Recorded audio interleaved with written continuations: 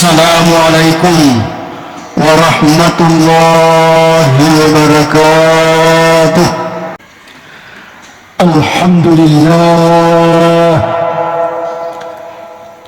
Alhamdulillahilladzi khalaqal insana fi ahsani taqwim wa ja'alahu khalifatan fil ardi liyabluwahum ayyuhum ahsanu amala. Asyhadu an la ilaha illallah wahdahu la syarika lah. Iyyahu na'budu wa iyyahu nasta'in fi kulli halina wa makanina. Wa asyhadu anna sayyidana Muhammadan abduhu wa rasuluh sayyidul khalaiqi wal bashar. Allahumma shalli wa sallim ala sayyidina Muhammad wa ala alihi wa ashabihi ajma'in.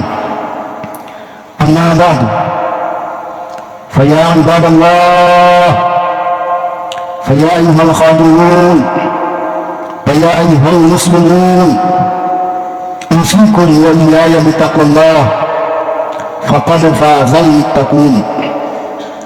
Fatadhakkaru biqaulillahi ta'ala fil Qur'anil Karim wa huwa asdaqul qailin. A'udzu billahi minasy syaithanir rajim. يا أيها الذين آمنوا اتقوا الله حق تقاته ولا تموتن إلا وأنتم مسلمون. وقال أيضا لقد خلقنا الإنسان في أحسن تقويم ثم رددناه أسفل سافلين. صدق الله العظيم وصدق الرسول الكريم wa nahnu ala zalika minasyahidin wasyakirin. Jemaah Jumat yang dimuliakan oleh Allah Subhanahu wa taala, kita sebagai manusia seharusnya senantiasa bersyukur kepada Allah karena kita diciptakan makhluk yang termulia dibanding dengan makhluk-makhluk yang lain. Dari segi fisik kita yang termulia dibanding dengan makhluk lain. Begitu pula dari segi potensi yang diberikan manusia oleh Allah Subhanahu wa taala. Dari segi jasmaninya kita diciptakan lebih bagus dari makhluk yang lain, sekalipun malaikat. Ketika kita boleh mau mengambil di atas bisa berdiri tegak, dan ketika kita bisa sujud mau mengambil di bawah kita ruku, dan kita bisa duduk dan seterusnya. Itulah sebabnya malaikat Jibril sebagai malaikat yang diberikan amanah membawa wahyu dari Allah kepada Muhammad untuk disampaikan kepada umatnya dalam bentuk dua kali bentuknya, hanya dua kali bentuk malaikat menyampaikan wahyu, hanya dua kali bentuk aslinya. Ketika diturunkan Iqra bismi rabbik, dan ketika diturunkan wan najm, yang lainnya itu mengikuti bentuk manusia biasa. Itu artinya bahwa jasmani kita memiliki kelebihan dibanding dengan makhluk lain, sekalipun malaikat pun. Malaikat itu mempunyai sayap 600 banyaknya. Kita bisa bayangkan itu. Maka wajar kalau Nabi Muhammad waktunya pertama ayat diturunkan kepadanya, mereka gemetar karena menghadapi makhluk yang demikian modelnya. Alhamdulillah. Kemudian kita diberikan potensi yang juga mengungguli makhluk lain. Hewan adalah makhluk ciptaan Allah yang hanya diberikan potensi hawa nafsu.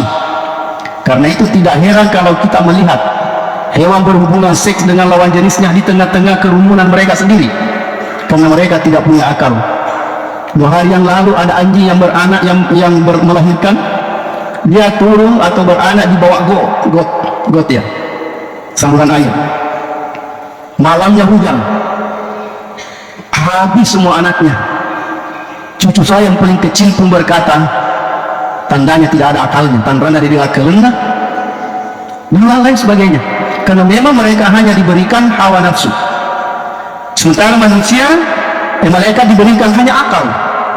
Jadi kalau malaikat menjadi penghuni surga semua, karena tidak ada yang mempengaruhi untuk melakukan satu kejelekan, karena mereka hanya diberikan akal dari Allah Subhanahu wa taala. Manusia diberikan hawa nafsu dan akal. Disinilah keunggulan kita. Andai kata sepak bola ada lawan yang kita lawan, lalu kalau bisa menang salah satunya, maka disitulah keunggulan. Kalau kalau malaikat bisa berbuat baik selama-lamanya, karena tidak ada lawannya, hanya akal yang dimiliki dalam dirinya. Kita selalu berjuang antara hawa nafsu dan akal.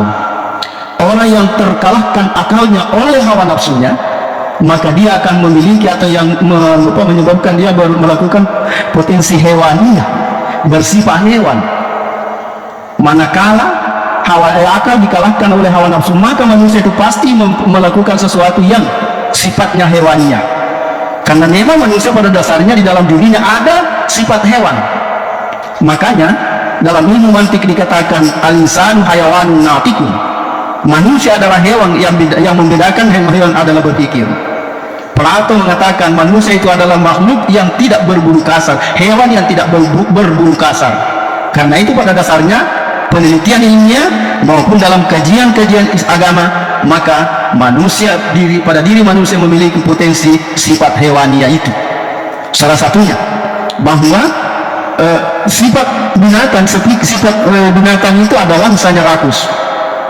Kalau manusia yang menonjol dalam dirinya sifat rakusnya, maka sifat binatangnya itulah yang menonjol pada dirinya. Anjing misalnya, ada binatang yang paling rakus di dunia ini, maka ketika dia memburu pasti menggonggong memanggil temannya sebagai teman. Tapi ketika dia berhasil sudah mendapat itu babi dan macam-macam, diambil sebagian baru pergi sembunyi-sembunyi, karena itulah kerakusannya. Manusia seharusnya tidak seperti itu, karena akalnya ada. Tapi kalau ada yang manusia seperti itu, maka dia memiliki sifat anjing misalnya. Babi adalah makhluk yang paling pencuri di dunia. Tidak ada makhluk babi yang mengambil barangnya orang kalau ada penghuninya yang punya. Pasti nanti setelah tidak ada yang punya, pencuri. Nah, itulah karena memang tidak punya akal. Kalau ada manusia yang pada dasarnya terlalu pencuri di dunia, maka yang mempengaruhi hidupnya itu adalah jiwa babinya. Manusia harusnya akal yang mengalahkan hawa nafsunya, karena akal inilah yang menjadikan kita mulia di hadapan Allah. Dengan akal inilah yang akan menjadikan kita mulia di antara makhluk-makhluk yang lain. Itulah sebabnya dalam kitab Muwatta Malik dijelaskan bahwa awwalu ma khalaqallahu al-aqla, yang pertama-tama difungsikan atau diciptakan oleh Allah adalah akal, supaya akal inilah yang bisa berpengaruh dalam kehidupan kita, mempengaruhi hawa nafsu yang selalu mencari kesenangan sesaat. Yang penting senang, tidak perlu dilihat dari mana sumbernya, kemana arahnya, dari mana asalnya, siapa yang punya. Itulah hawa nafsu kita. Boleh jadi kita lihat anjing, kalau ada makanan diambil dari mana saja asalnya. Mudah-mudahan tidak ada manusia yang seperti itu. Kalau ada, mari kita tobat di bulan Ramadan ini. Akal yang pertama diciptakan oleh Allah, maka itu tidak ada ruang bagi umat manusia yang mau selamat, yang mau beragama dengan yang baik, yang mau bertemu wajah Allah di hari kemudian, kecuali menjaga akalnya dengan baik. Tak pelihara letak, tak jaga akal kita. Jangan melakukan sesuatu yang bisa merusak akal kita. Jangan meminum sesuatu yang bisa merusak akal kita, karena tidak ada nilainya orang yang kalau tidak ada akalnya. Bahkan tidak ada kewajiban baginya. Orang yang tidak berakal tidak diwajibkan untuk beramal. Lalu kalau hidup 10 tahun tidak berakal, berarti tidak lagi melakukan amal, tidak lagi beramal. Alangkah ruginya kita kalau hanya menikmati dunia ini, bisa makan di pinggir jalan dan macam-macam, tapi memang tidak ada beban, tapi tidak ada juga penambah amal kebaikan untuk dibawa ke hari kemudian sebentar. Karena itu jagalah akal kita, wahai saudara-saudaraku. Jangan meminum minuman keras yang bisa merubah akal kita. Jangan mengisap ganja, jangan main narkoba walaupun sedikit, karena hadis Rasulullah mengatakan ma'askara kalimun pakasiruhu halal, ma'aksara kasirun pakalimu haram. Apa yang memabukkan karena banyak, sedikit pun haram. Sekali lagi, apa yang merusak akal kita karena minum banyak, maka sedikit pun menjadi haram. Itu kaidah, itu hadis Nabi Sallallahu Alaihi Wasallam. Karena itu tidak ada ruang untuk kita mencoba-coba mengisap ganja, narkoba, apalagi yang muncul sekarang ini menjadi kebanggaan orang-orang kalau mengisap. Anak-anak muda kita bangga dengan mengisap lain itu yang bisa merusak akal pikiran manusia, apalagi narkoba. Jangan Pak, jangan kita bangga di atas melaksanakan kedurhakaan. Jangan kita bergembira di atas dosa. nanti di hari kemudian akan kita paling ringan siksaannya adalah menjadi orang gila atau orang linglung di hari kemudian. Apa artinya nanti kita kalau linglung? Biar masuk surga tidak ada artinya sama sekali. Kalau kita bingung, kalau kita seperti orang yang gila-gila, tidak ada artinya apa-apa. Wa yazbillah. Dunia ini sangat sebentar. Dunia ini hanya berapa tahun. Maka saudara-saudaraku, maka anak-anakku, kita kalau melihat keluarganya nanti dari kemudian linglung, waki gamiti anak ta papare to jangan ni matur rasul din Allah Taala ngamori tama ke surga. Apalagi kalau dia tidak pernah kita ajar anak kita keberatan nanti di hari kemudian. Dalam kisahnya ada orang yang orang tuanya masuk surga, rajin ke masjid, rajin ke mengaji, di masjid musliman tinggal, tapi tidak memperhatikan anaknya. Ada sebahagiannya menjadi pencopet, sebagiannya menjadi peminum narkoba, sebagiannya menjadi bandar narkoba dan semacamnya. Kalau kita tidak pernah ingatkan mereka, nanti kita dipanggil oleh Allah Subhanahu wa Ta'ala, wahai si anu, keluar dari surga. Benar gak kamu tidak pernah ajar anakmu? Benar gak kamu tidak pernah ingatkan anakmu bahwa jangan nak makan narkoba, aki pura mau cicip bawang? Tidak boleh, seterusnya sampai dia berhenti. Tidak ada alasan bahwa nanti sekali saja. Selama kita berada bersama-sama, seharusnya selalu diingatkan, wahai anakku, jaga lemna. Dia itu gagang kemukuliu kumatu Rasulullah Allah Ta'ala pertama kali surga. Namun bola bahan tu kak, nombor masjid, bola aku sapa pada masjid sebar rajin nama sembari masjid. Nah kau ikut lilu mari kira pada saku. Di mana saja ini bapak-bapak, kau kan tak jangan dia agak senang tapi kira tak. Apalagi di hari kemudian hidup selama-lamanya dalam lilung karena dia selalu meminum narkoba dan tidak pernah tobat di hadapan Allah Subhanahu wa Ta'ala. Maka bulan Ramadan ini, mari saudara-saudaraku, anak-anakku semua, sadari dirinya yang pernah mencoba menjual, yang pernah membeli, yang pernah mengantar, yang pernah memproduksi, apalagi yang pernah menjadi bandar narkoba, sadarlah kepada Allah lewat Ramadan ini, insyaallah. Di dalam hadis Nabi yang artinya, karena singkatnya saja, yang artinya bahwa orang yang memproduksi minuman termasuk narkoba, yang memproduksi, yang menjual, yang mengantar, yang membeli, maka yang disuruh, maka hanya disuruh Pak, tidak. Yang membeli, yang minum, yang menghisap, bahkan yang menuangkan itu, menuangkan ke teko, ke apa dan macam-macam, ke cangkir dan gelas, dan itu juga sama dosanya di hadapan Allah Subhanahu wa Ta'ala. Jangan mengatakan simpan di toko kucing, hanya saya simpan baru dijual, sama dosa kalau dia tuh minum. Inilah ajaran agama dan jelas dalilnya. Maka anakku, teman-teman lebihku yang mana ini, orang tua aku semuanya tidak mengingat siapa, sadarlah di bulan Ramadan ini untuk bertobat kepada Allah.